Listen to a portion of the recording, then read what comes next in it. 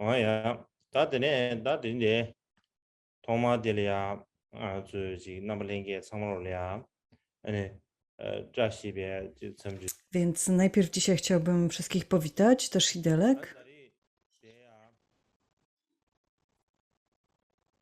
아니 망어 약주 제모체제, 다들이지, 수비임래. 대주과 기금지. Więc rozpoczynamy teraz nowy cykl nauk Marnok 구윤다. 안 라버도 인상지 po to, aby poszerzyć wiedzę na temat Vajrayany wśród wszystkich mnichów i mniszek, we wszystkich społecznościach Kadziu, w szczególności u tych mnichów i mniszek, którzy zajmują się rytuałami. Jak wiecie, w klasztorach zazwyczaj jedni mnisi zajmują się studiowaniem i filozofią, a inni rytuałami. I ci, którzy zajmują się rytuałami, powinni również mieć dużą wiedzę na temat tantr.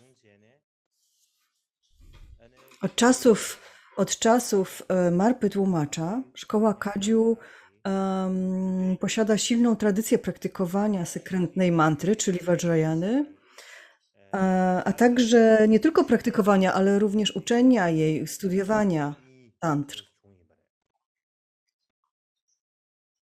Czyli jakby w tantrach, w tej sekcji tantr jakby są dwie jakby podsekcje, praktyki i studiów i wyjaśniania nauk tantrycznych. Ostatnio jednak, choć linia praktyki istnieje nadal i bardzo dobrze się rozwija, niewiele jednak pozostało po bogatej linii studiowania i objaśniania wyjaśniania nauk tantrycznych.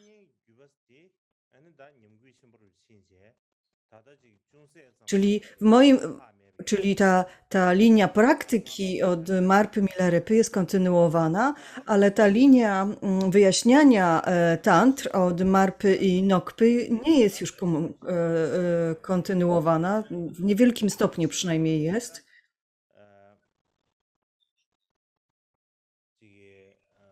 Na przykład w Gelugpie studiuje się na przykład dwie księgi nauk Hevadży, tantry Hevadży.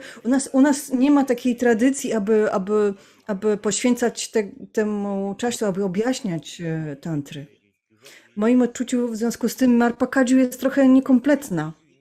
Nie utrzymywaliśmy jej właściwie.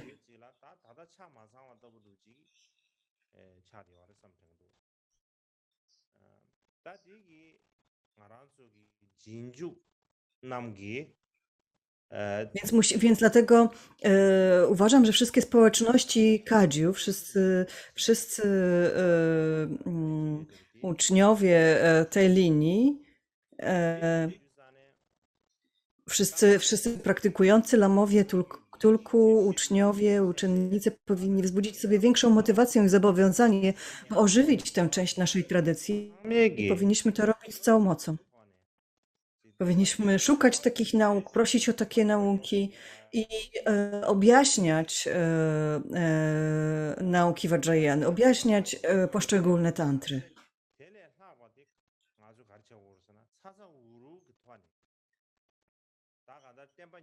Musimy rozwinąć sobie taką motywację, taką intencję i pracować nad tym wspólnie razem.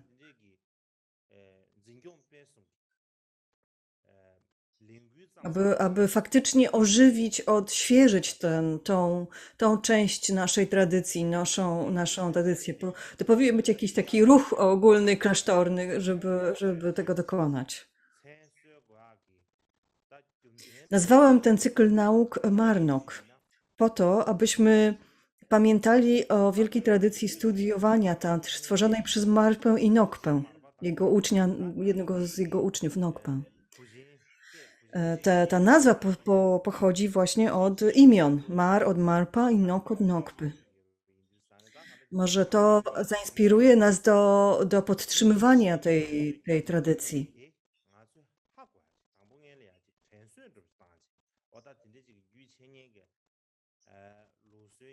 Dlatego też właśnie nadałem im taką nazwę. Nie chodziło o chęć imponowania, ani o to, by brzmiała wyszukanie, bo jeżeli będziemy chwalić się imionami i doskonałością naszych praojców, ale sami pogrążymy się w lenistwie i samozadowoleniu, to istnieje zagrożenie, że wszystko zacznie gnić od środka.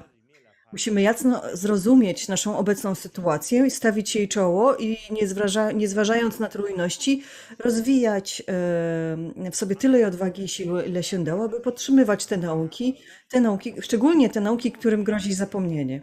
Te tradycje, te linie, którym grozi zapomnienie.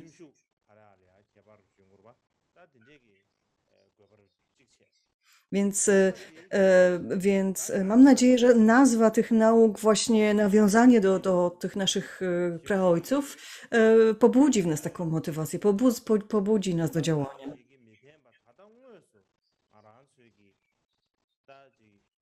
Przecież nie wystarczy, że będziemy powiedzieć, że w przeszłości mieliśmy taką wspaniałą tradycję objaśniania tantr.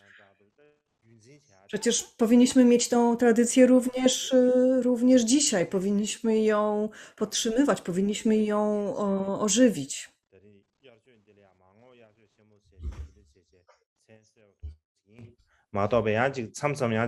Więc to jest jakby powód, dla którego taką nazwę nadałem tym naukom. I tak jak powiedziałem, nie chodziło mi naprawdę o to, aby, aby, aby to po prostu brzmiało tylko jakoś fantastycznie. Chodziło głównie o zainspirowanie jakby wszystkich nas i przypomnienie, że na tym, że tego rodzaju wyjaśnienia były częścią naszej tradycji.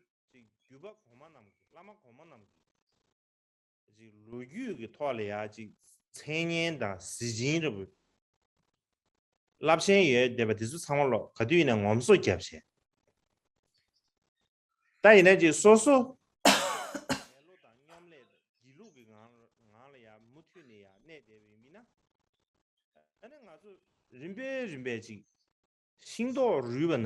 Czasami zauważyłam, że czasami poprzestajemy na tym, żeby opowiadać sobie, jaka nasza linia była wielka i wspaniała. Ale takie poprzestawanie na takich wspomnieniach i na takich wzmiankach nie wystarczy. Powinniśmy czuć się źle z tym, że jakaś część naszej tradycji zaczęła zanikać. I powinniśmy jasno określić, że jesteśmy w takiej sytuacji, że część naszej tradycji zaczęła wygasać i zrobić coś w tym kierunku.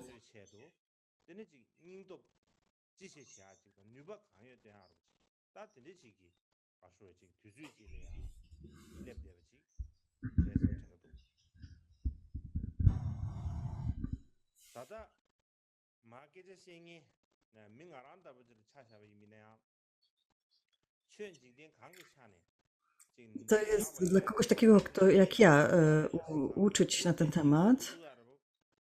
Nie ma.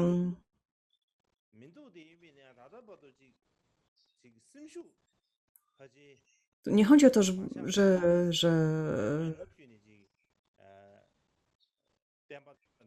ja sam nigdy nie straciłem swojej determinacji. Mimo tego, że miałem. Zawsze podtrzymywałem taką intencję, aby podtrzymywać, aby dbać o nauki, aby służyć dharmie. Jakby doświadczam wielu zewnętrznych i wewnętrznych problemów, które ściągają mnie z drogi, ale staram się nadal iść naprzód.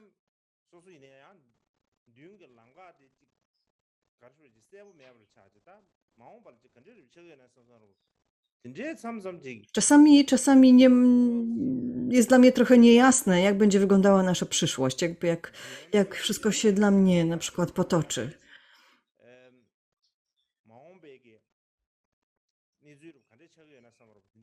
Wierzę jednak, że jak będę się mocno trzymał swojej wiary i będę się trzymał swojej wizji i nie będę się poddawał, to zobaczę światełko na końcu tego tunelu. To dodaje mi otuchy.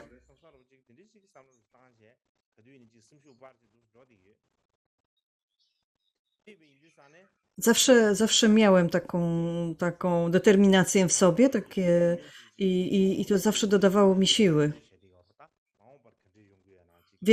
Wielu z nas martwi się o przyszłość, martwi się, co będzie w przyszłości, co będzie z nami na przykład. I na przykład wielu z nas martwi się tym, że nie czeka nas nic dobrego w przyszłości, ale ja uważam, że takie martwienie się o to, co będzie, świadczy o tym, że mamy mało wiary w siebie. Zamiast stawiać czoła tym trudnościom, ściągamy jeszcze więcej ich na siebie.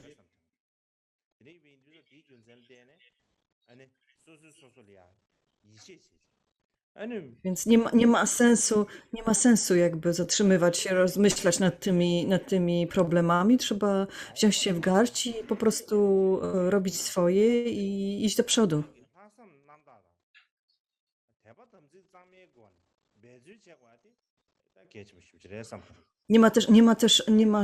Nie ma też sensu jakby zastanawiać się,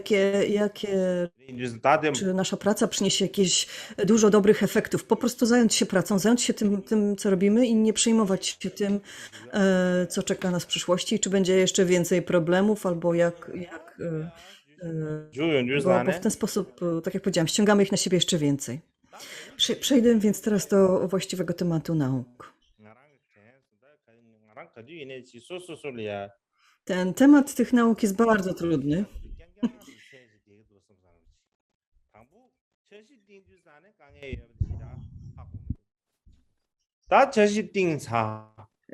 Czasami znajduję sobie bardzo trudne zadania i potem dopiero się zastanawiam, czy te zadanie mnie nie przerośnie.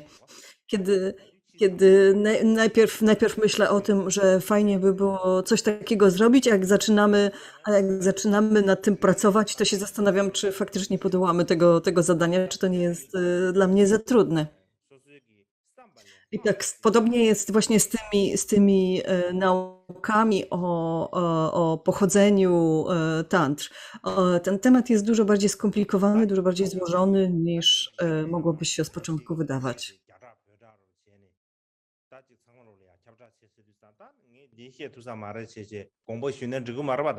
Ale skoro już zaanonsowaliśmy ten temat nauk, to już się nie wycofałem, tylko zacząłem przygotowania. Więc mam nadzieję, że wszystko będzie dobrze. Pójdzie dobrze.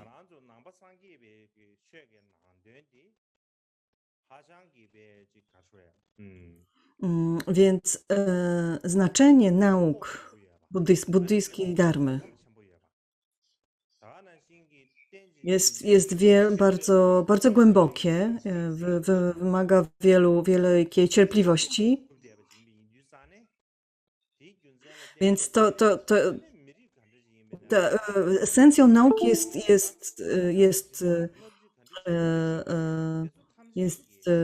jest pradżnia, jest rozumienie współzależności,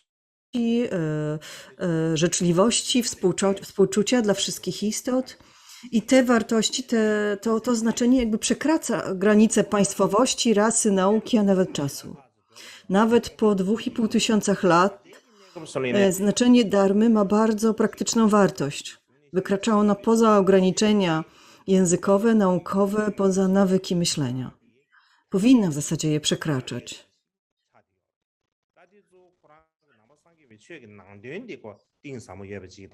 Więc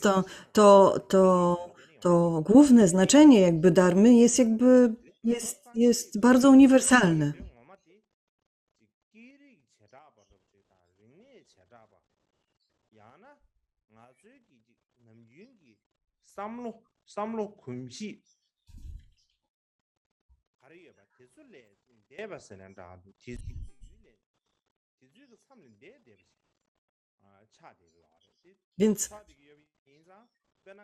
Więc jakby esencja znaczenia buddyzmu wykracza poza takie jakby standardowe myślenie. Można by powiedzieć, no, Buddha nauczał 2,5 tysiąca lat temu. Ludzie myśleli, byli inni wtedy niż teraz, ale mimo wszystko nadal jego słowa, jego dharma jest nadal aktualna w naszym świecie, w naszej rzeczywistości czasów XXI wieku.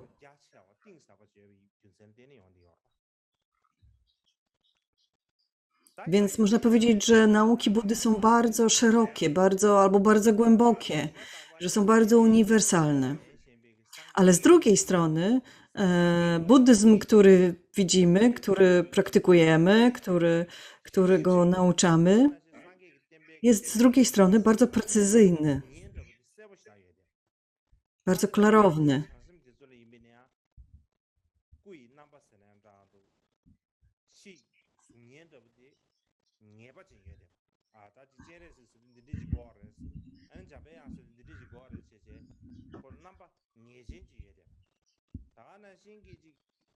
Na przykład Buddowie i Bodhisattwowie mają określoną formę, tak?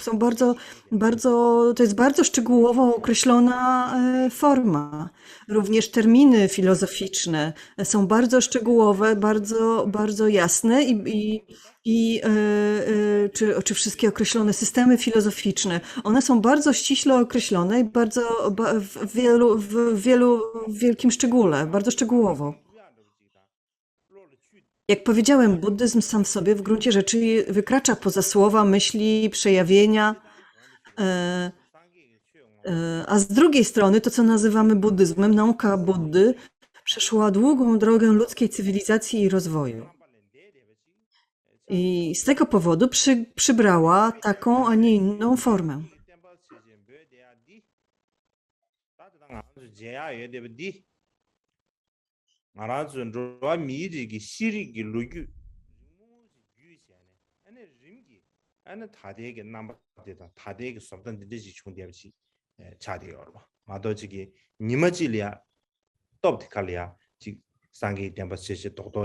Więc jest to efekt pewnego zmieszania się jakby dharmy z ludzką kulturą, tak? Z cywilizacją, którą ta dharma zastała.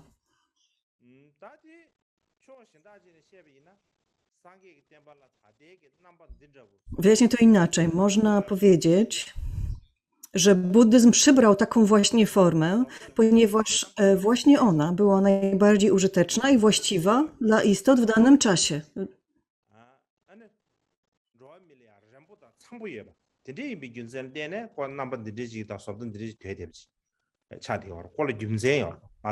Dlatego właśnie buddyzm przybrał taką, a nie inną formę.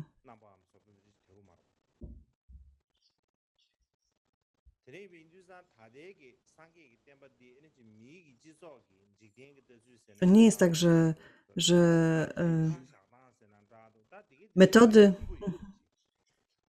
metody opisane w pismach buddyjskich biorą pod uwagę, muszą być zgodne z tym, jak ludzie postrzegają świat i co uważają za wartościowe.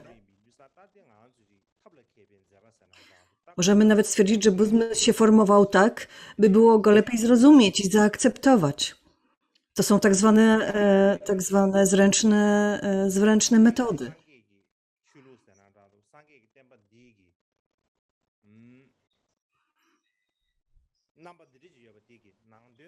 Jeżeli więc chcemy się doszukiwać znaczenia buddyzmu poprzez sposób, w jaki on się teraz manifestuje, musimy najpierw dobrze zrozumieć historię okoliczności, w jakich ten sposób manifestacji się odbywał. Skąd on się wziął. A ponieważ miejscem narodzin buddyzmu są Indie, znajomość historii tego kraju jest bardzo istotna w tym całym procesie.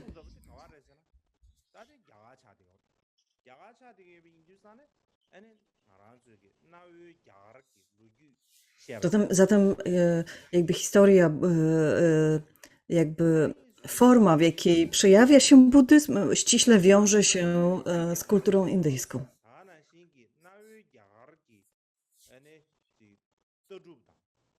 다가는 신기 낭아묘기 야가르기 미츠 삼로동당 Starożytne indyjskie społeczeństwo, filozofia, logika, sposób myślenia były podstawą opisywania zasad buddyzmu, a także formy i techniki buddyjskie powstawały i były podtrzymywane przez kulturę i tradycję tamtych czasów.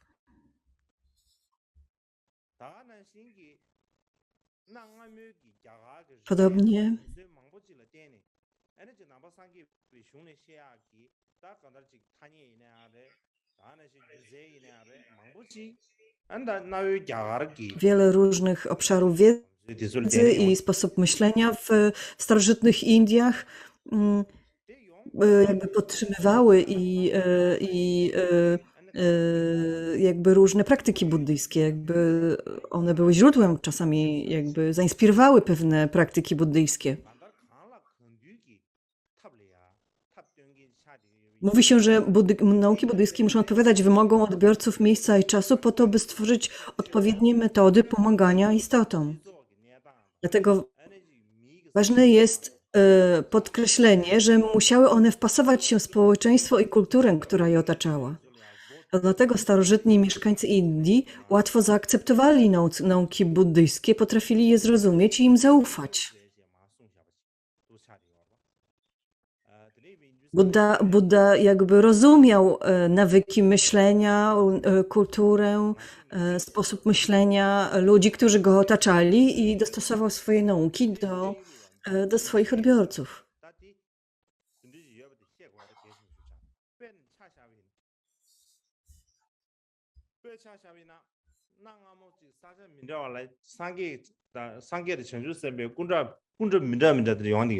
Dla przykładu, porównajmy różne stare posągi Buddów i bodhisattvów. Na przykład posągi z Gandhary, które wyglądały jak Rzymianie. Zaś posągi z Chin przypominają Chińczyków, posągi z Tajlandii przypominają Tajów. Czyli zawsze te posągi Buddów jakby odzwierciedlały wygląd i kulturę mieszkańców danych miejsc. Oczywiście Tybetańczycy będą zawsze woleli posągi Buddy z Tybetu, a nie z Tajlandii. Bo te z Tajlandii jakby niczego nie wydają im się dziwne.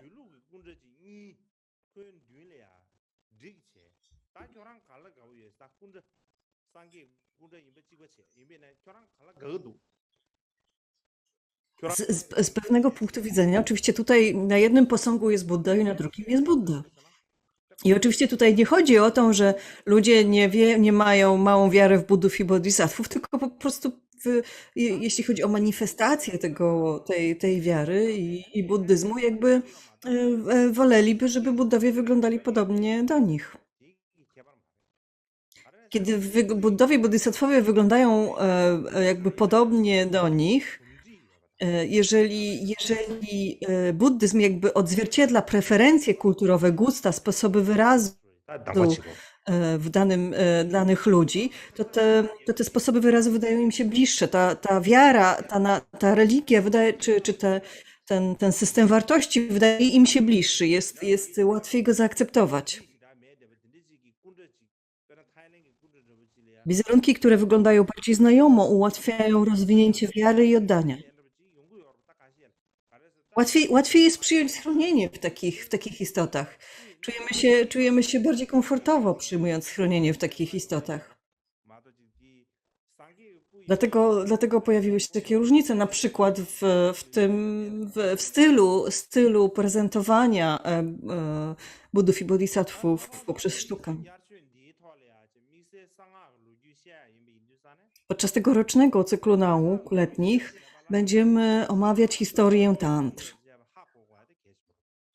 Aby zrozumieć ich znaczenie, musimy poznać ich pochodzenie, a tego nie da się zrobić bez znajomości historii buddyzmu. Zaś historia buddyzmu jest powiązana z historią Indii.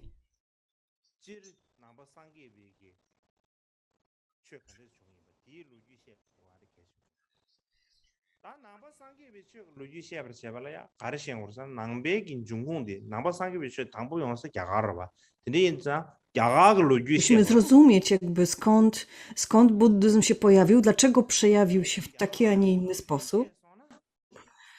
A żeby to zrozumieć, musimy zrozumieć jakby okoliczności, w których ten buddyzm się pojawił, w jakim miejscu, w jakiej kulturze,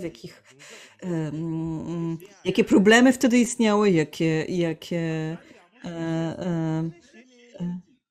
aby to wszystko zrozumieć, musimy zatem poznać historię Indii, lepiej zrozumieć korzenie i rozwój tajemnej matrii poprzez okoliczności, poprzez miejsce, w którym ona powstawała.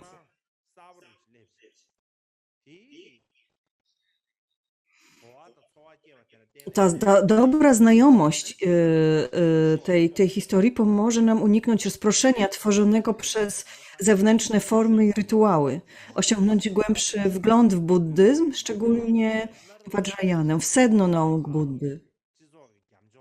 Zatem zanim zaczniemy mówić o pochodzeniu tant, musimy posiadać dobrą podstawową wiedzę na temat mieszkańców starożytnych Indii, jak żyli, jak myśleli. To jest bardzo ważna i bardzo wartościowa dla nas wiedza.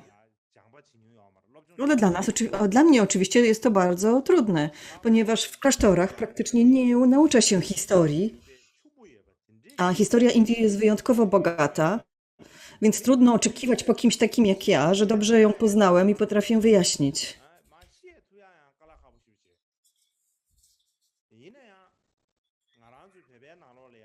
Trudno mi nawet jakby znaleźć jakby stworzyć dostęp do takiej wiedzy historycznej. Jest niewielu Tybetańczyków tak naprawdę, którzy znają cywilizację starożytnych Indii, a jeszcze mniej takich, którzy dobrze znają historię buddyzmu i Vajrayany. Dlatego starałem się jak mogłem. Być może kogoś to zainspiruje.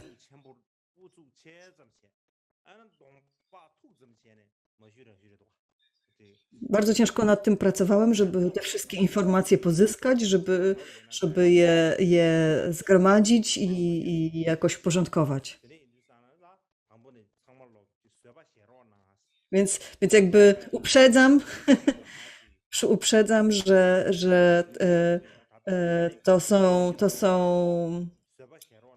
są moje ostatnie wysiłki i mam nadzieję, że jeżeli jakiś błąd się pojawi, to mi wybaczycie. Muszę to powiedzieć, jakby zaznaczyć na samym początku.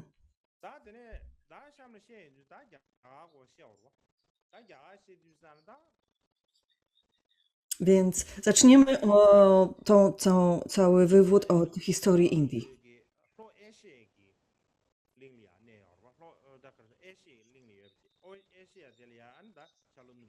Więc Indie znajdują się na subkontynencie indyjskim w południowej Azji.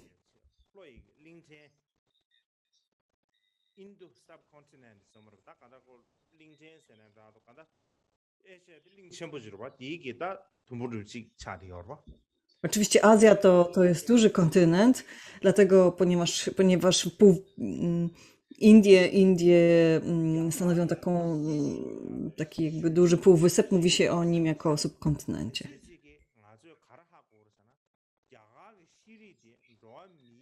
Badania nad tym krajem są bardzo rozległe i stanowią znaczący element studiów nad rodzajem ludzkim.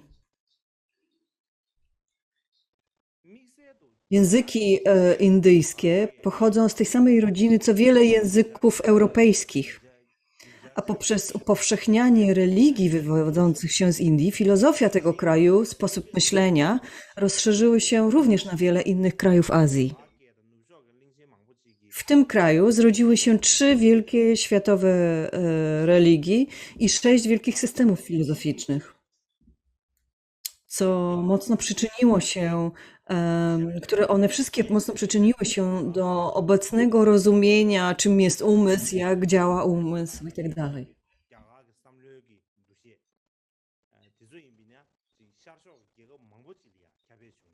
Musimy to wszystko zrozumieć, jeżeli chcemy zrozumieć, jak buddyzm się rozprzestrzeniał w Indiach, jakie systemy buddyjskie, filozoficzne pojawiły się w Indiach, to musimy dobrze zrozumieć to, co działo się wówczas w Indiach.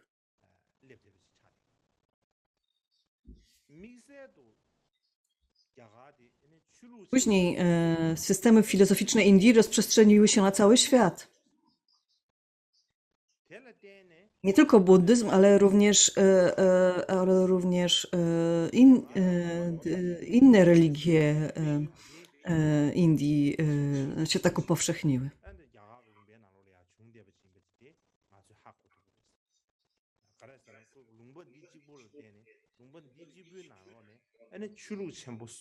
Można powiedzieć, że Indie jakby mocno przyczyniły się do rozwoju świadomości ludzi.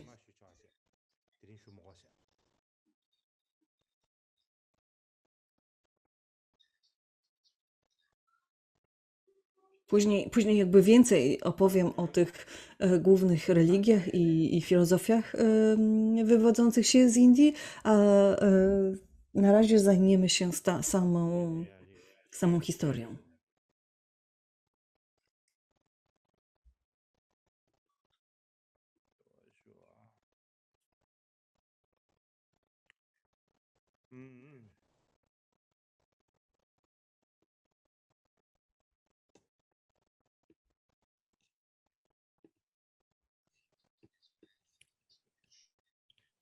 Czekajcie, muszę coś wam teraz pokazać. Chcę wam coś teraz pokazać.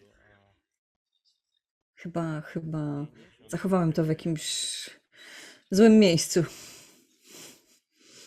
Muszę to znaleźć.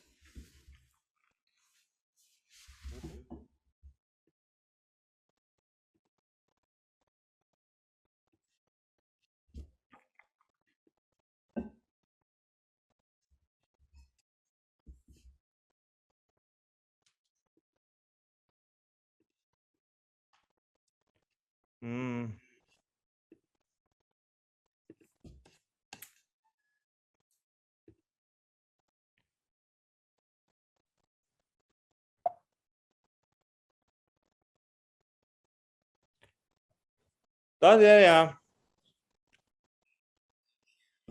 Co mamy tutaj?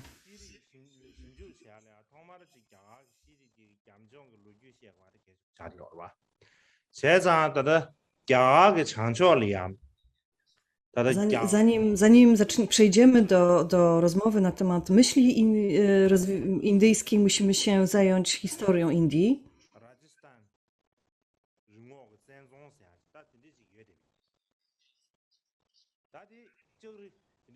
Więc tutaj mamy Rajasthan, w którym znajdują się takie fortece na wzgórzach. Tutaj widzicie jakby właśnie te fortece na wzgórzach Rajasthanu.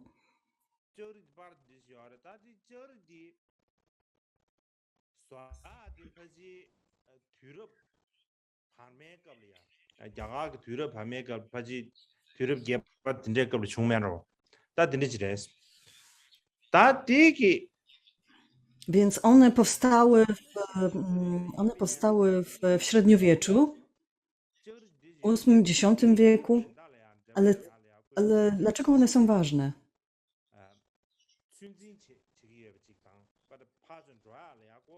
One pokazują, one jakby są dowodem na to, że Indie miały bardzo ścisłe relacje z innymi krajami, na przykład europejskimi, ponieważ styl budowy tych fortec bardzo mocno przypomina styl architektury na przykład z Europy czy z Turcji.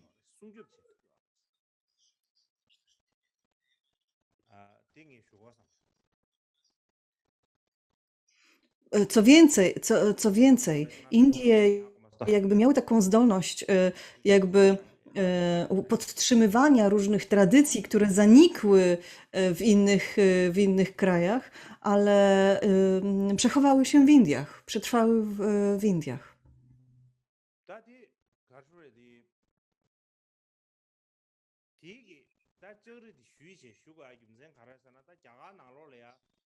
나요기 낭아묘기 고란주지 시리스에나라도 검수의 망보지 다다 봐도 다 롱어 동자 뭐 신비네 단동이네 W 고즈기 Indiach rozwijało się starożytna cywilizacja, starożytna kultura, która utrzymywana była po dziś dzień.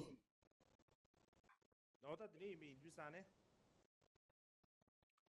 에네 디 요가 다 든제 진용 베스 제투야디 에다 김젠르디 가라사나 다 단기 공원도 베스는 쉬는 신기 Ludzie Indii są w stanie podtrzymywać swoje pradawne tradycje.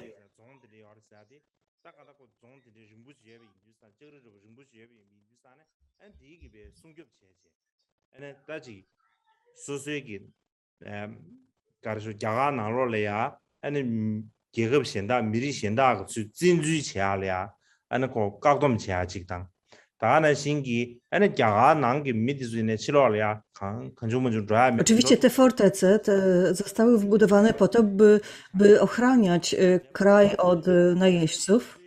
사실 디기 에네 다 검수에서난다도 로스요 가리인바디 에네 무튀니 네 투야로 지금이야 I poszczególne jakby rejony Indii były w stanie podtrzymywać, jakby tworzyć swoją własną kulturę, swoje własne zwyczaje. 내려야 내가 지금 관sam지 샤샤는 가서 말하겠다 관sam지 샤제 에네 드네 양가르지 아주래 에네 추주지 Więc w tym momencie zrobimy małą przerwę i później ja przygotuję sobie pozostałe slajdy i po przerwie wrócimy do omawiania historii Indii. 어야 다드네 뭐 못되는 시작샤이 다당이 공도 시분은 신기 엔다 Więc wracamy do nauk.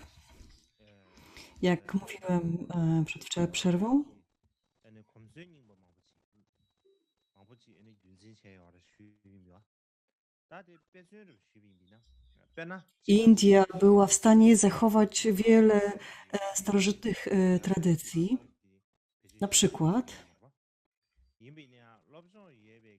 zazwyczaj ludzie generalnie w Indiach nie mówią w sanskrycie, nie znają sanskrytu, ale wykształceni bramini nadal posługują się tym językiem, nadal go studiują i nadal piszą w tym języku. Dokładnie tak jak w czasach przed naszą erą.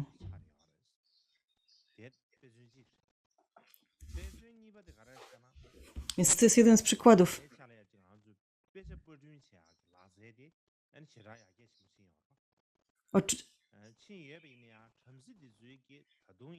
Poza tym dzisiaj mamy już duże zaawansowane technologicznie drukarnie. Możemy drukować książki i teksty, ale bramini nadal piszą w sanskrycie tylko ręcznie.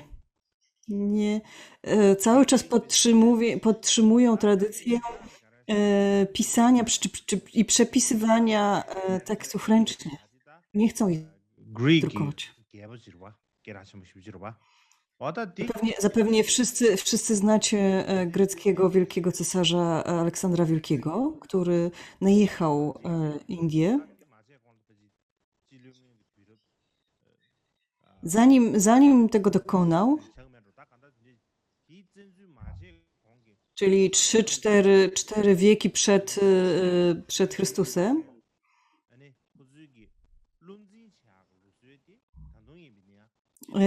istniał zwyczaj w Indiach, aby jakby zapamiętywania, uczenia się na pamięć tekstów wedyjskich, Ved.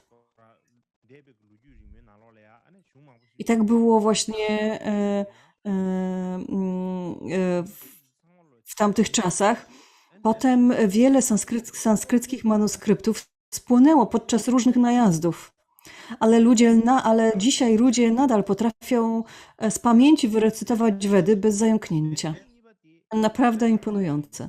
Nadal się ich uczą i recytują i uczą się ich na pamięć.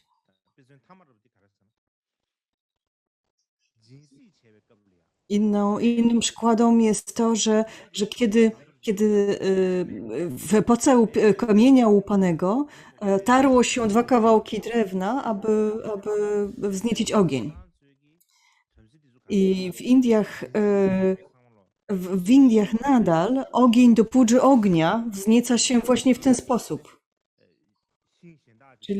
Czyli łupinki jakieś posypuje, a potem się pociera 2 kawałki drewna, by wzniecić ogień. Do pudży ognia, do rytuałów swoich, oni nadal wzniecają ogień właśnie w ten sposób. Nie używają zapałek. Nadal podtrzymują jakby tradycje, które są prastare.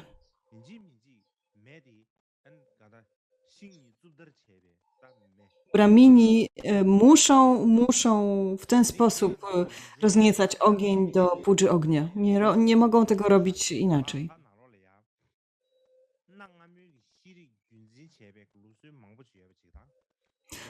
Dlatego badacze ludzkości poświęcają wiele uwagi tradycjom tego kraju, bo wiedzą, że pradawne tradycje nadal tam istnieją i praktycznie studiując zwyczaje te dzisiaj panujące w tym kraju, jakby poznajemy pradawne tradycje panujące na świecie, czy w tej części świata.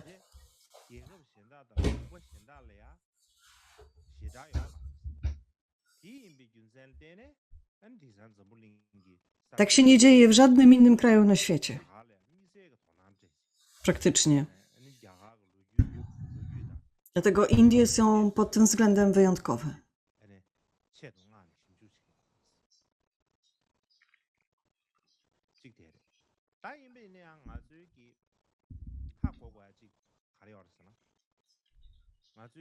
Ale jest jedna rzecz, którą musimy dobrze też zrozumieć, że Indie są tak naprawdę w pewnym sensie krajem bez historii.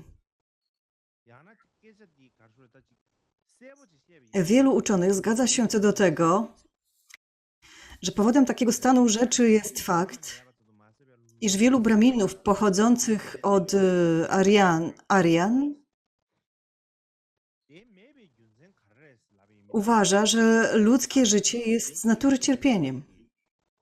Jest z natury pełne zła, jest przesiąknięte, jest pełne złych wzorców, złych zachowań, złych nawyków.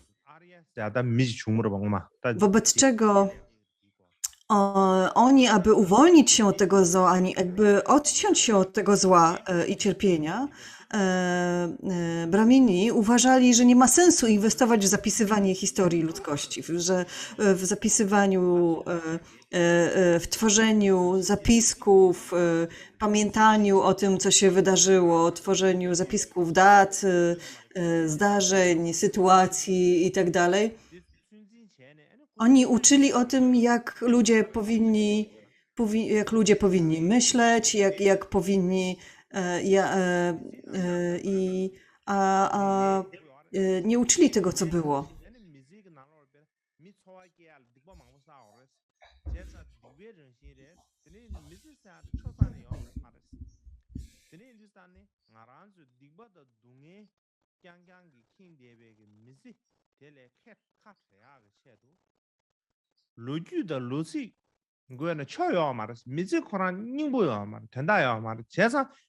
Więc chodzi o to, więc oni uważali, że powinniśmy się jakby odciąć, jakby odsunąć od tego całego zła, od wszystkich takich złych działań, które ludzie dokonują i nie ma sensu ich zapisywać. Nigdy w związku z tym w starożytnych Indiach nigdy nie tworzono zapisów historycznych, nigdy nie tworzono żadnych kronik.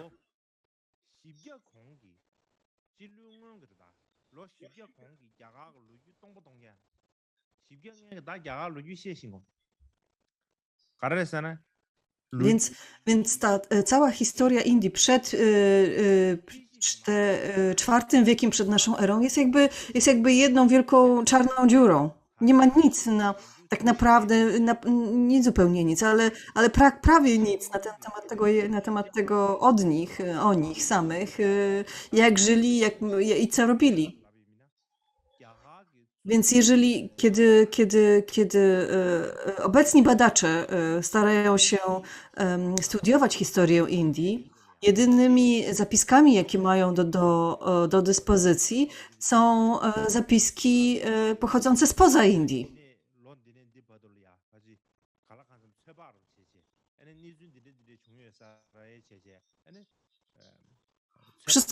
Cała historia, ta historia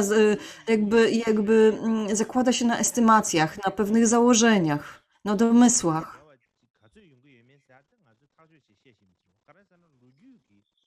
Nie wiadomo, co jest prawdą, a co jest fantazją. Literatura indyjska też jakby była pełna fantazjowania, jakby z natury był taki zwyczaj tworzenia różnych fikcyjnych historii, więc nie wiemy, jak czytamy, czy one są fikcyjne, czy one są prawdziwe.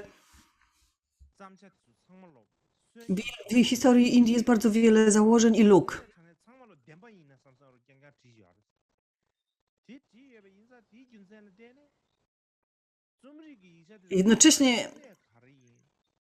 Jednocześnie ta literatura indyjska skupiała się na pewnych emocjach, lubiła przekazywać pewne historie czy pewne mity z takim wrażeniem, że to wszystko jest rzeczywiste, że to wszystko jest prawdziwe, jakby była taką jedną wielką bajką. I w związku z tym my, kiedy to teraz czytamy, to nie jesteśmy w stanie powiedzieć, co z tego jest zmyślone, a co jest prawdziwe.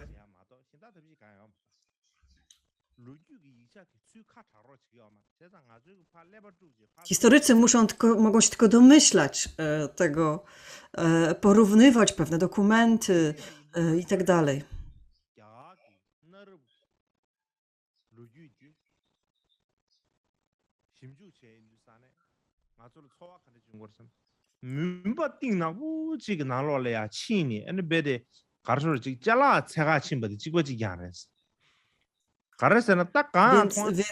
Więc kiedy mówimy o starożytnych Indiach i próbujemy coś znaleźć, to mamy wrażenie, że ta historia nie istniała, bo nie ma nic na jej temat prawie.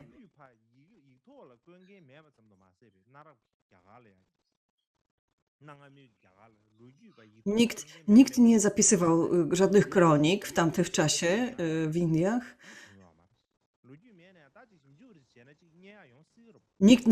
Ale nawet nie o to chodzi, że nikt nie zapisywał, nikt nawet tego nie badał, nikt się tym nie interesował.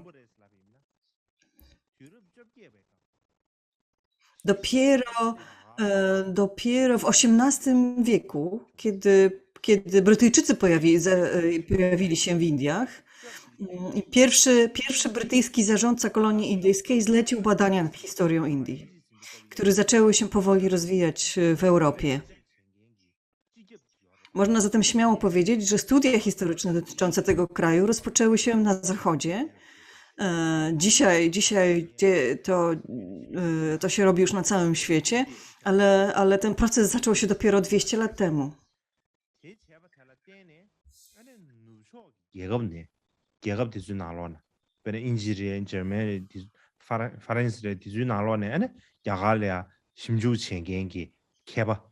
Więc teraz są wielkie jakby katedry historii Indii w Wielkiej Brytanii, w Niemczech, w Stanach Zjednoczonych. Ale ten proces badania cywilizacji indyjskiej zaczął się dopiero, kiedy zajęli ten kraj Brytyjczycy. Nikt wcześniej się tym tak naprawdę nie interesował. Oni sami nie mieli jakby potrzeby studiowania swojej historii, poznawania, badania swojej historii.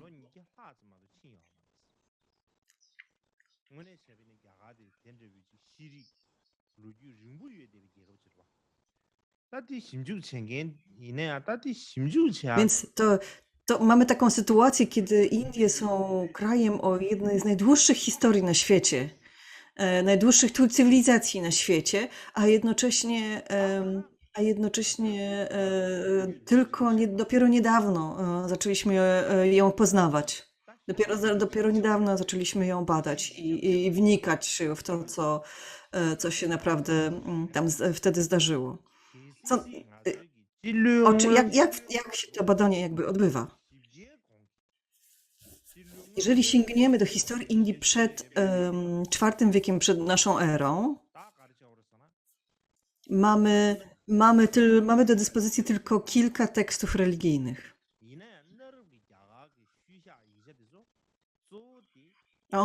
A one oczywiście, takie teksty religijne, tylko w niewielkim stopniu ukazują styl życia ówczesnych ludzi. Przewija się w nich wiele mitów.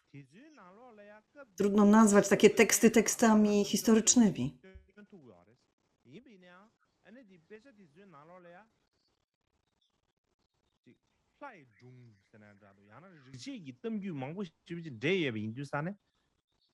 되게 이제 빼자들 상말로 안에 루규기 이정은의 레스 랍투야 깔아가고 싶어 잘해요 알았어. 다와나 된저유기 다당에 시에대야 그 Więc 취기 jakie to są teksty? To są głównie Wedy i Rigvedy. Są one jedynymi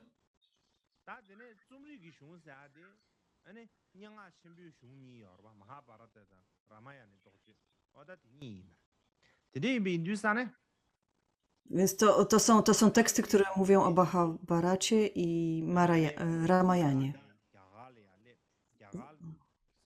Są one jedynymi zapiskami z tego tysiąclecia, sprzed V wieku przed naszą erą. I pojawiły się dopiero wtedy, kiedy Arianie osiedlili się na terenach Punjabu. W sumie nie wiem, jak po polsku powinno się to tłumaczyć, Arianie lub Aryjczycy.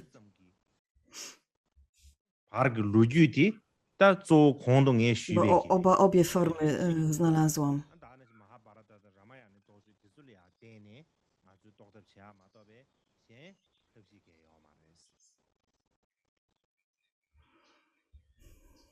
다전에 칠록 민 점린 딱하르 야가 뭐인베 계급 생기 미기 아니 야가 사 롱버 딘지야 바 시야디 다 고주가르 당보디 다디 알렉산더 더 그레이 Teraz pierwszymi obcokrajowcami, którzy poznali Indię, była armia Aleksandra Wielkiego, czyli wielkiego władcy greckiego, który podbił wiele krajów wokół. I on również najechał Indię od zachodu. Więc to byli jakby pierwsi ludzie z naszego regionu, którzy dojechali do Indii, którzy poznali Indię. Po jego śmierci jego generał Seleukus I Nikator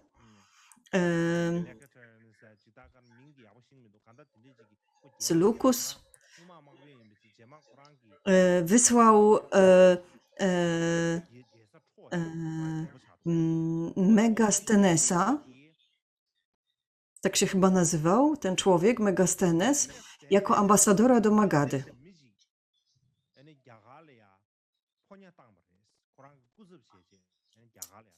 Ten ambasador zapisywał swoje uwagi o życiu w Indiach podczas swojego pobytu, ale jego współcześni nie wierzyli w zasadzie, że są one prawdziwe, kiedy je czytali.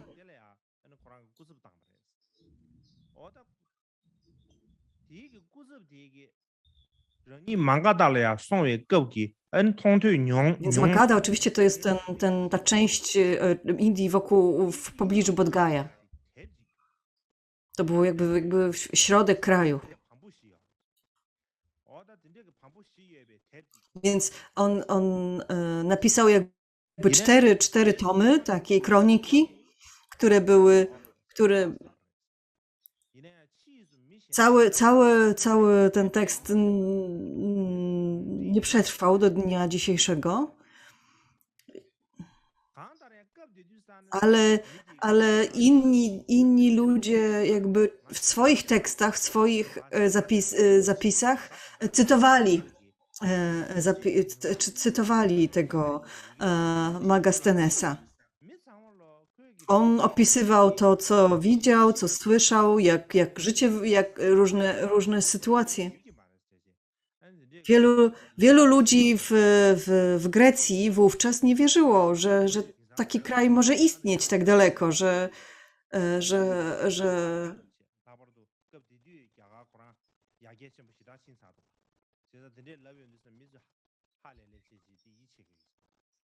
Indie były wówczas bardzo wysoko rozwiniętym krajem.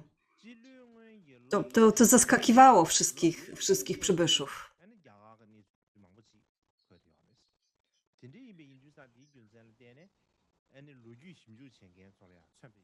Więc to są zapiski, które opisują Indię w IV wieku przed naszą erą i z punktu widzenia historycznego są bezcenne. Cała historia kraju przed tymi zapiskami to tylko domysły i spekulacje. Nie można niczego stwierdzić z całą pewnością. Nie ma żadnych źródeł wiedzy na ten temat. Możemy jedynie przeczytać Wedy czy Rig Vedy i poznawać kulturę Indii z tego punktu widzenia, ale oczywiście niewiele dowiemy się w ten sposób ze zwyczajów, obyczajów, sposobu myślenia ludzi. Później w IV wieku, już w naszym wieku, w naszej erze, w IV wieku naszej ery, chiński mnich Faxian przekroczył rzeki ze wschodu i dotarł do Indii, gdzie napisał zapiski z podróży do szlachetnego kraju, nazywane także kroniką buddyjskiego królestwa. On się nazywał nie Faxian, tylko Faxian, tak naprawdę. Faxian. Kiedy on właśnie podróżował do Indii,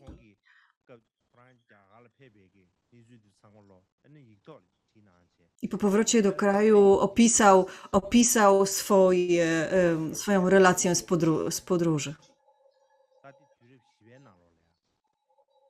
Następnym, więc to jest jakby tekst z IV wieku.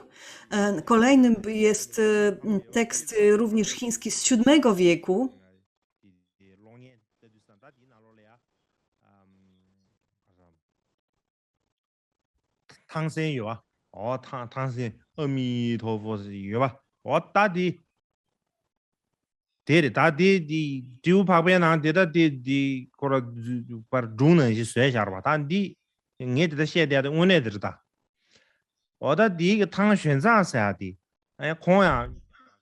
Xing-Sang, więc to był autor tego tekstu. On również podróżował do Indii i napisał. On jakby studiował Tripitakę w Chinach i potem przebył pustynię, i przemierzył całe Indie. Od wschodu po zachód, po północ, południe. Poznał indyjską politykę, zwyczaje.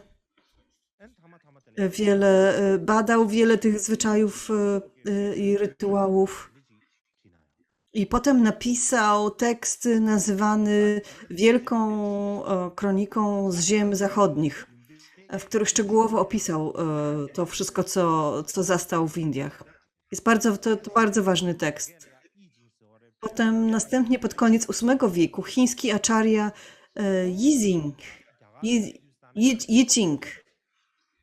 po podróży do Indii napisał relacje z buddyjskich praktyk wysłanych do domu z Morza Południowego. Więc on podróżował do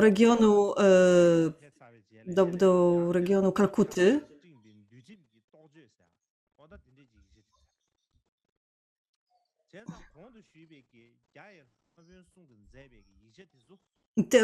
W sumie te trzy chińskie teksty zachowały się do dzisiaj i mają wielki wpływ na to, jak postrzegamy starożytne obyczaje tego kraju, bo są praktycznie jednym z niewielu, jakby tymi kilkoma źródłami informacji na temat starożytnych Indii.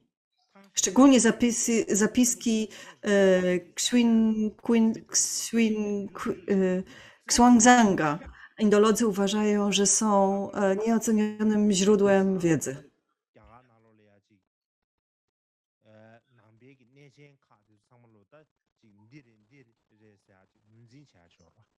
디 은진 차야바디 안탕 현장기 탭디야바디 꾸진데네 아는 Teraz jesteśmy w stanie jakby zidentyfikować wszystkie święte miejsca dla buddyzmu, tak?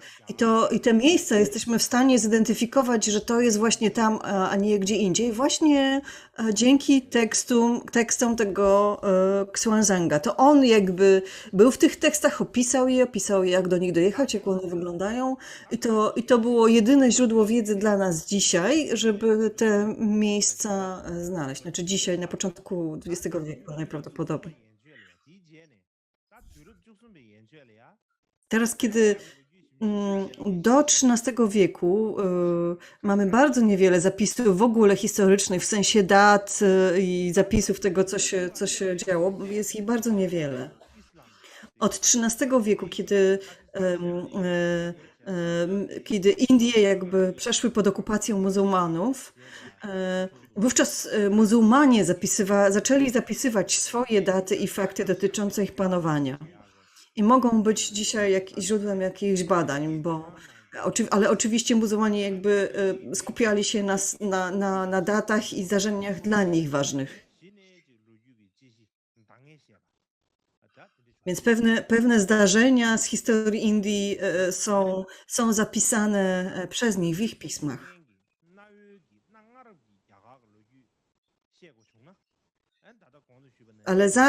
Ale kiedy mówimy o tej historii sprzed XIII wieku, kiedy mówimy o indyjskiej historii, musimy nawiązywać tylko do manuskryptów greckich, chińskich, ewentualnie do edyktów indyjskiego króla Ashoki, które zostały wykute w skałach i jaskiniach.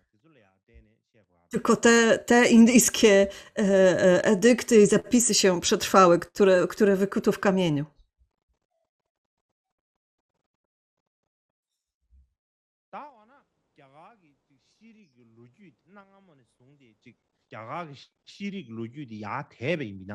Kiedy mówimy o historii Indii, o cywilizacji indyjskiej, kiedy ona się zaczęła? Oczywiście wygląda na to, że najstarsze archeologiczne znaleziska pochodzą z epoki kamienia łupanego.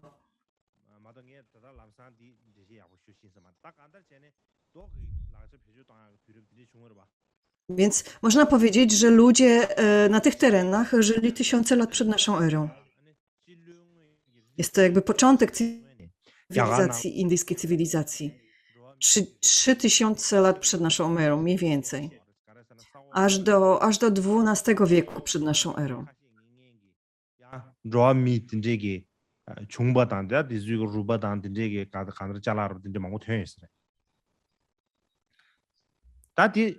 Więc archeolodzy teraz odnajdują wiele narzędzi, wiele kości, które przetrwały, budynków i innych przedmiotów z tamtego okresu.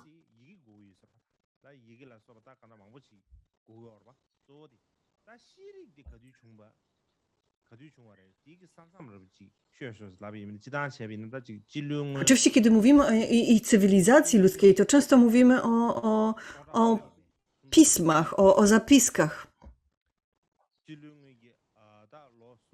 I one zaczęły się 4000 lat przed naszą erą.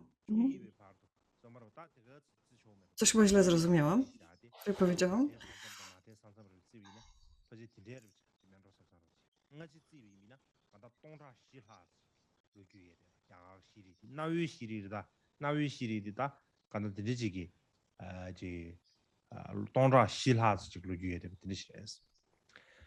Nie, mówi się, że cywilizacja Indii zaczęła się 3000 lat przed naszą erą, aż do XII wieku i tak długo ona trwała, więc to jest jakby, czyli do czasu najazdu muzułmańskiego. Czyli to jest razem jakieś 4000 lat.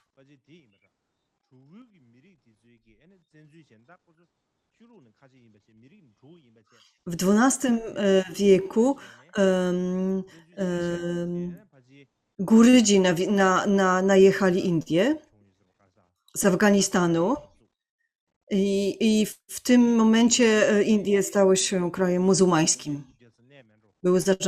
Były pod panowaniem muzułmańskim. Ta dynastia Gurydów panowała 300-400 lat. Potem w XVI wieku Mongołowie najechali Indię. Oni wówczas też byli Mongołowie byli muzułmanami z Iranu, Turcji, dzisiejszego Iranu i Turcji i oni absolutnie zniszczyli wszystko, co pozostało po buddyzmie w Indiach. To jest tak jakby i buddyzm został po prostu wymazany w mgnieniu oka z całego kraju. Ale wcześniej mamy 4000 lat staroindyjskiej cywilizacji. Nie da się tego z niczym porównać. 大白是你等于学的唐古的，搞是出轨嘛的家里啊那些呢，那德里苏丹，他说的 Empress 啊，做的是。 Mówiliśmy o tym, jak Gurydzi najechali na Indię, jak Mongołowie, jak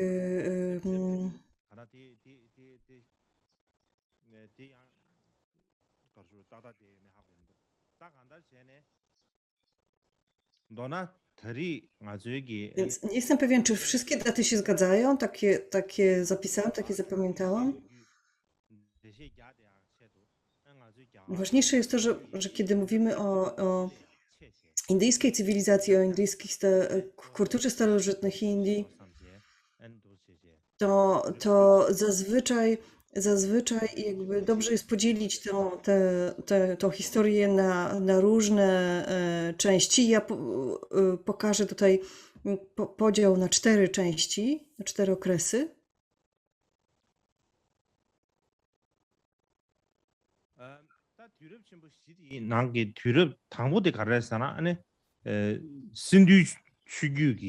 Pierwszym z nich jest epoka cywilizacji Doliny Indusu.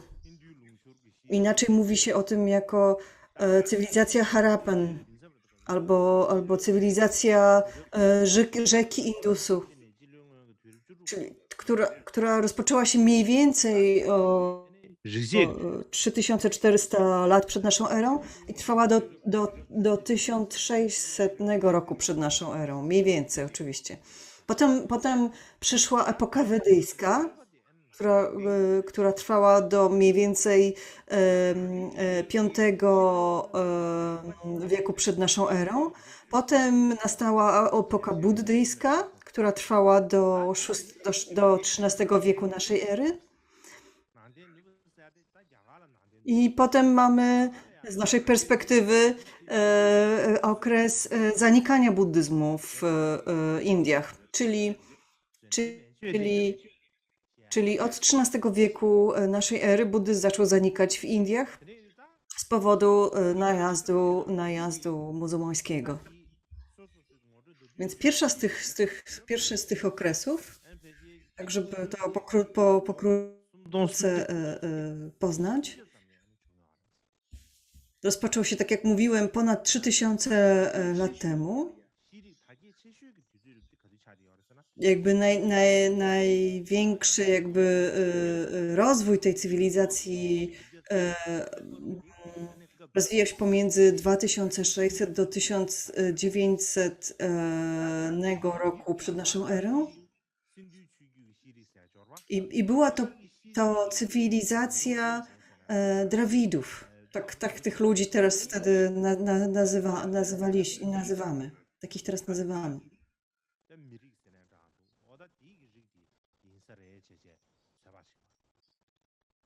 Chodzi o grupę etniczną, która wówczas zamieszkiwała północne Indie. Kolejnym okresem jest epoka wedyjska, który rozpoczął się mniej więcej 1600 lat przed naszą erą. W tym czasie Arianie, czy też Aryjczycy pojawili się w północnych Indiach i osiedlili się w rejonie obecnego Punjabu.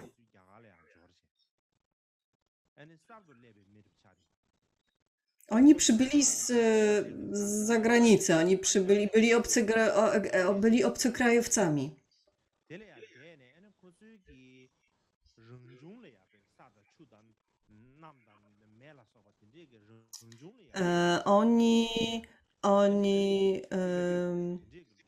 Oni mieli bardzo dużo takiej wiary i jakby czcili naturę, czcili jakby tworzyli różne pochwały dla natury i stworzyli właśnie te główne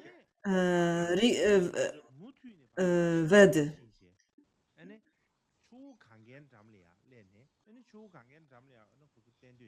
Arianie następnie później przenosili się bardziej na wschód, w rejon Doliny Gangesu. Tam stworzyli wiele potężnych królestw i stworzyli też system kastowy.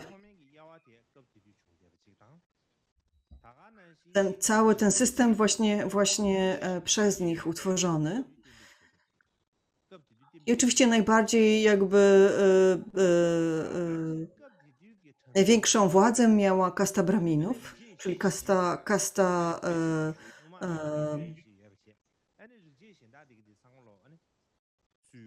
religii takich. Brahmini również jakby połączyli 4 Wedy, jakby ułożyli te 4 główne Wedy. Powstał wówczas również tekst nazwany Brahmana, Upanishady, długie takie wiersze, Mahabharata, Ramayana, zostały napisane w owym czasie i to są takie epickie historie jakby bóstw, bogów czczonych przez Aryan.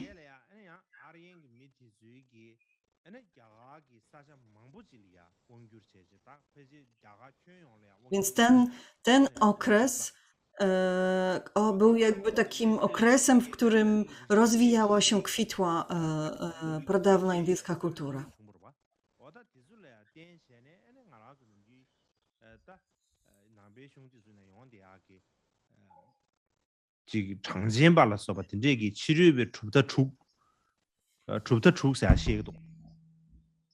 Ashta and Nishchita said, "Get shake do Takanda, the Trubda Troops, Chirubi Trubda Troops." Więc ci ludzie nazywali siebie Aryanami, zaś innych ludzi, którzy wówczas mieszkali w Indiach, nazywali nie Aryanami.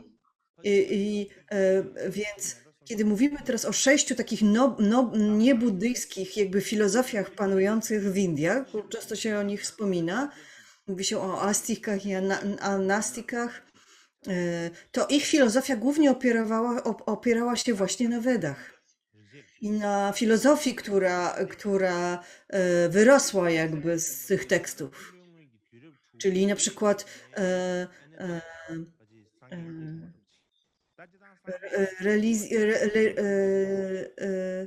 Dżainizm na przykład rozwinął się w tym okresie.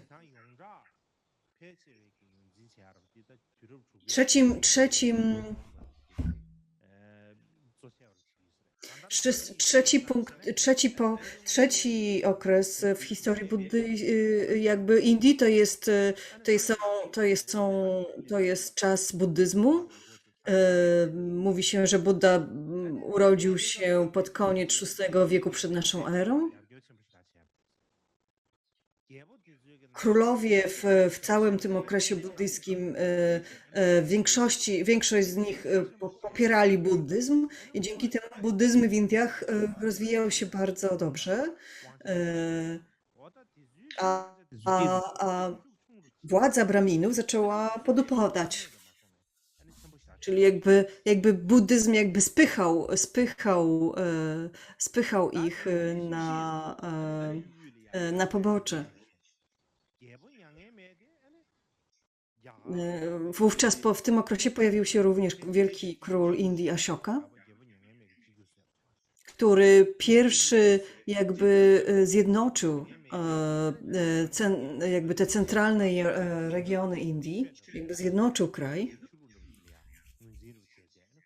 i również ustanowił buddyzm jako religię państwową. Wówczas mówi się często też o takim buddyjskim takim jakby zjeździe, na którym jakby zebrano nauki Buddy. To właśnie pierwszy zjazd taki pojawił się wówczas za sprawą, jakby za prośbą króla Ashoki.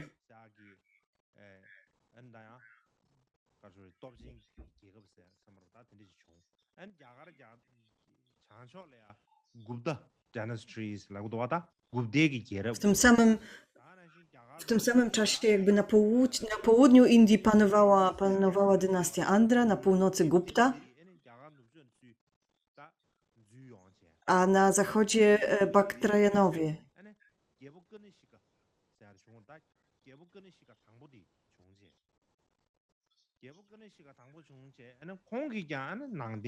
Jednym z królów w tej dynastii był król Kaniszka, który jakby przeszedł na buddyzm w którymś momencie.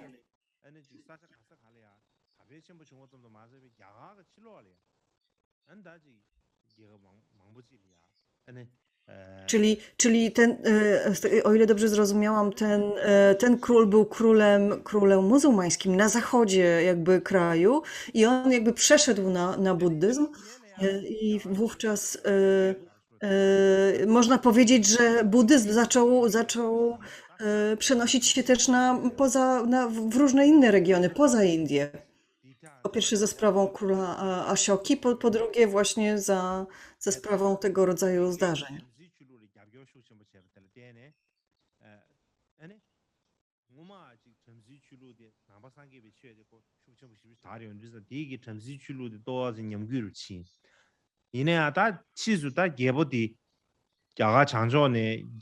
Oczywiście za każdym razem, kiedy buddyzm się rozwijał, to brahmanizm zaczynał zanikać.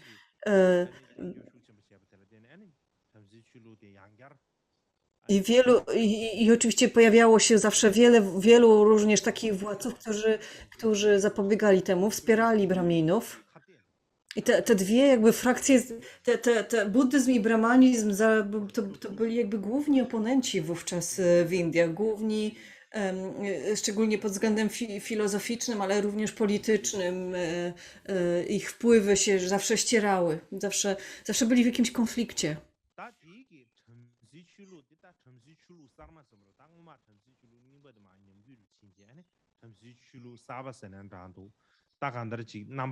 Więc to był już jakby taki nowy brahmanizm, nieco inny niż w starożytnych Indiach, w starszych. Potem pojawił się król Hashvardhana.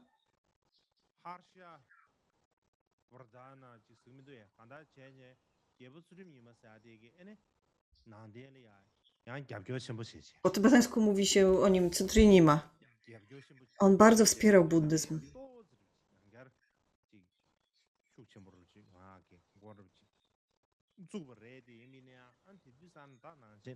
Za jego panowania buddyzm naprawdę był potężną siłą w Indiach, bardzo dobrze się rozwijał.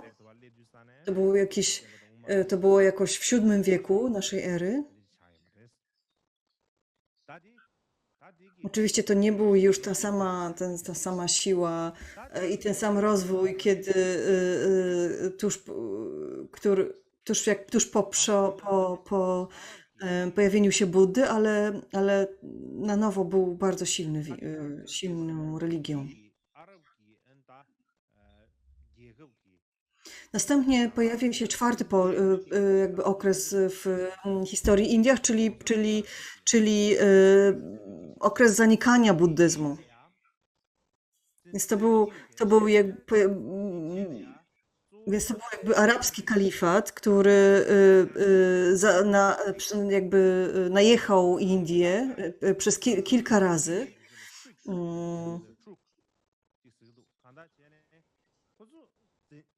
Więc to można było powiedzieć, że więc oni najpierw, to byli ludzie z Turcji i Afganistanu, oni najpierw najechali na Indię, a w Delhi założyli jakby swój pierwszy sułtanat. Więc to była jakby pierwsza dynastia muzułmańska w Indiach, która rządziła w Indiach. Oczywiście wówczas buddyzm zaczął zanikać, ale jeszcze w wielu regionach istniał, jeszcze przetrwał w wielu regionach w owym czasie. Ale absolutne jakby zniszczenie buddyzmu zaczęło się w XVI wieku naszej ery,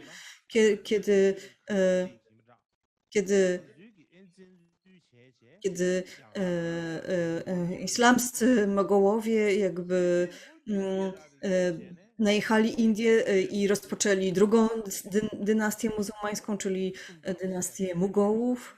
I od tego czasu, czy Mogołów, i od tego czasu i całe Indie musiały jakby przejść na islam, a buddyzm był po prostu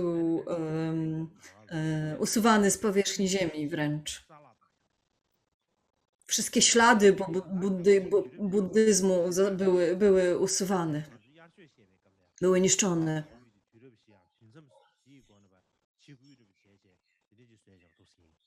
Podczas tych nauk ja tutaj jakby dzielę historię Indii na te 4 okresy. Oczywiście wielu ludzi dzieli tę historię Indii w różny sposób. Nie ma jakiegoś jednego standardowego podziału, ale oczywiście dla nas najważniejsze jest to, kiedy jakby patrzenie na Indię z punktu widzenia buddyzmu. I dla nas najważniejsze są oczywiście te okresy przed Buddą, podczas rozwoju buddyzmu, kiedy buddyzm zanikł. Jakby oczywiście z naszego punktu widzenia ten podział jest najbardziej istotny.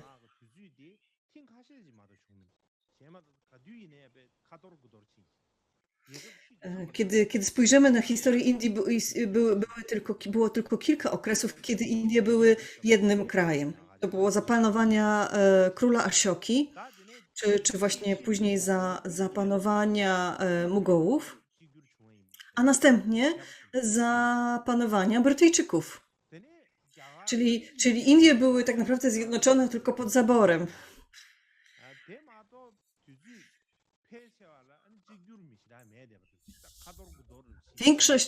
Większość czasu to były małe królestwa, które czasami się lubiły nawzajem, czasami walczyły ze sobą, czasami konkurowały ze sobą, czasami się wspierały, czasami nie.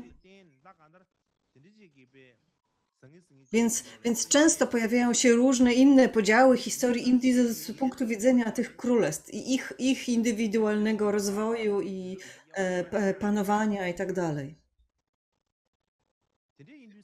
Ale z punktu widzenia historii buddyzmu, jakby ten podział właśnie na te 4 okresy, o których wspomniałem, jest najbardziej logiczny, najbardziej przydatny dla nas.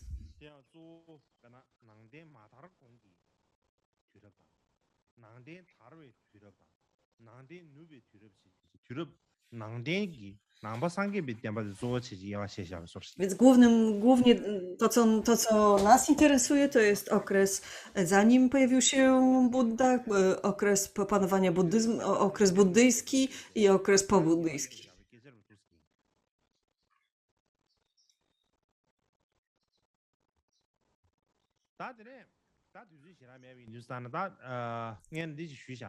Więc czas nam się kończy trochę.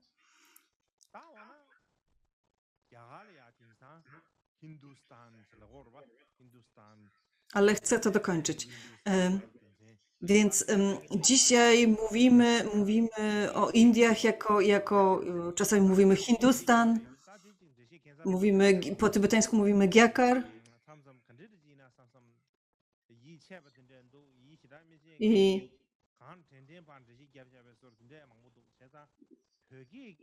istnieje dużo jakby wyjaśnień na ten temat, dlaczego po tybetańsku mówimy Gyakar.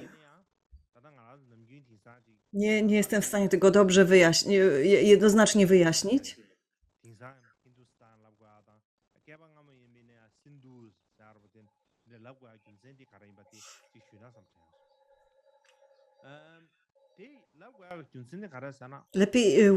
Dużo łatwiej jest wyjaśnić, dlaczego Indie nazywane są Indiami. Jakby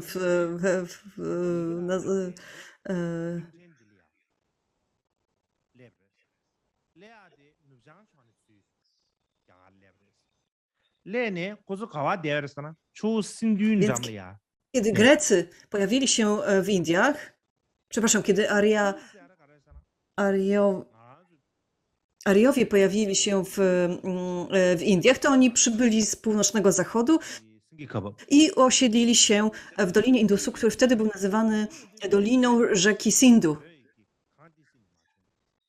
Więc ta rzeka Sindhu, ona nadal jest tak nazywana w Indiach przez wielu lokalnych,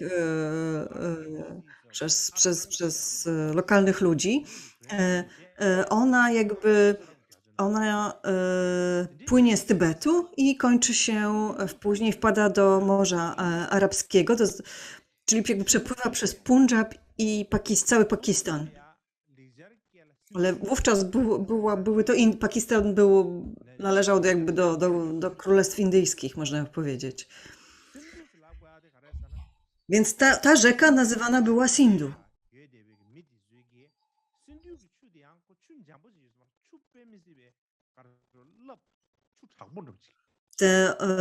Więc ludzie bali się tej rzeki. Była bardzo rwąca, bardzo niebezpieczna. Dlatego nazwano ją słowem Sindhu, co znaczy wielka woda, ocean, morze. Więc cała ta dolina tak była nazywana i od niej tak naprawdę pochodzi nazwa całego kraju.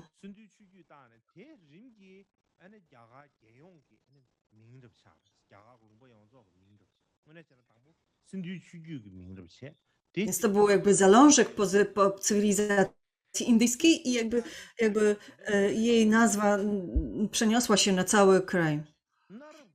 Więc jak Sindhu, jak ta nazwa zaczęła się zmieniać, a to dlatego, że Persowie, którzy byli właśnie sąsiadami ich od zachodu, oni nie potrafili nie wymawiali S, więc oni mówili na ten region Hindu, a nie Sindhu.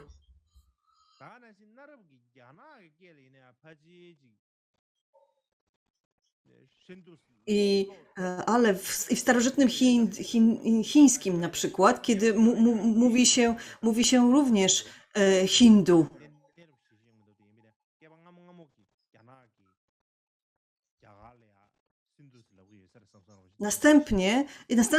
Następni ludzie, na przykład ci, którzy nie wymawiali H, zaczęli mówić zamiast Hindu znowu Indu i stąd się zrobiły Indie.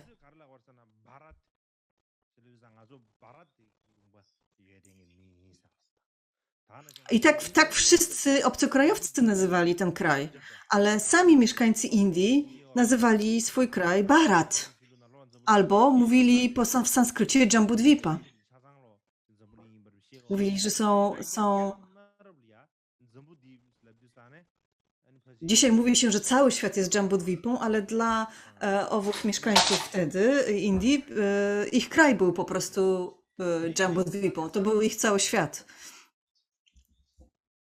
Tak określano cały ten subkontynent. I tak oni siebie sami nazywali. Oni siebie sami nigdy nazywali Hindusami, ani Indusami, ani inaczej.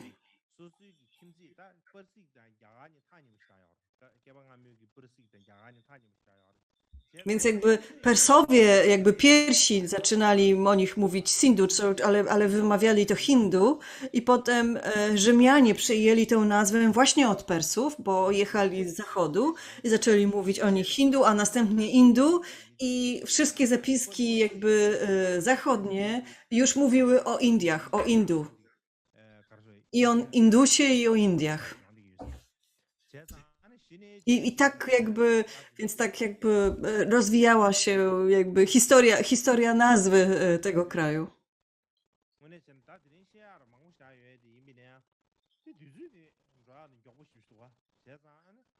Więc mam jeszcze wiele do powiedzenia dzisiaj, ale czas nas goni. Myślę, że na tym skończymy, dokończymy resztę tego wywodu jutro. Teraz będziemy recytować modlitwy poświęcenie zasługi.